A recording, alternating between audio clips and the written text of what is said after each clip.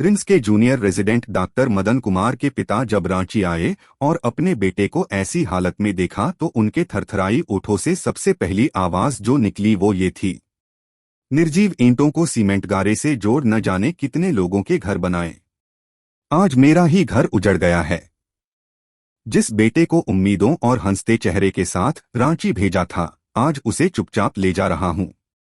तमिल के साथ टूटी फूटी हिंदी, रूंधा गला, कपकपाते होंठ और लगातार आंसू बह रही आंखों के साथ पिता इससे अधिक बताने की स्थिति में नहीं थे। बार बार इतना जरूर कहते रहे कि मेरा बेटा इतना कमजोर नहीं था कि मौत को गले लगाता।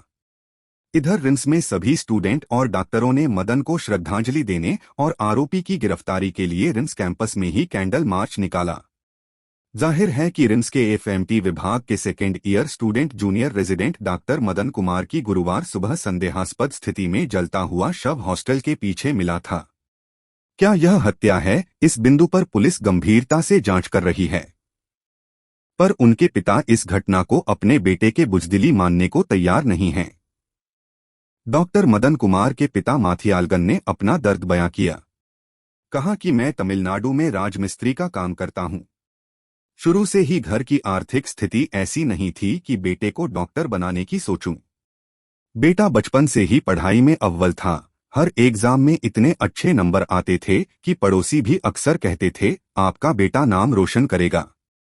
कई बार स्थिति ऐसी भी आई कि घर में खाने के लिए पैसे नहीं होते थे, फिर भी बेटे की पढ़ाई में रुचि देखकर उसकी पढ़ाई में किसी तरह की आंच नहीं आने दी। मेरा बेटा इतना कमजोर नहीं था कि तनाव में आत्महत्या कर ले। मैंने अपने बेटे को एक काबिल डॉक्टर बनाया था।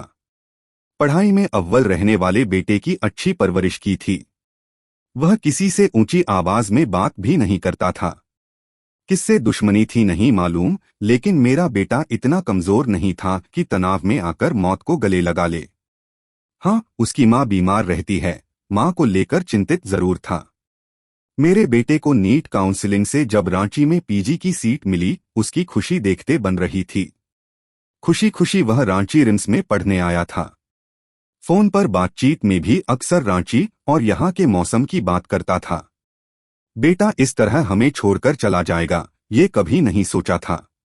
पिता ने झारखंड के मुख्यमंत्री, राज्यपाल समेत सभी अधिकारियों से मांग की है कि मामले की गंभीरता से जांच हो।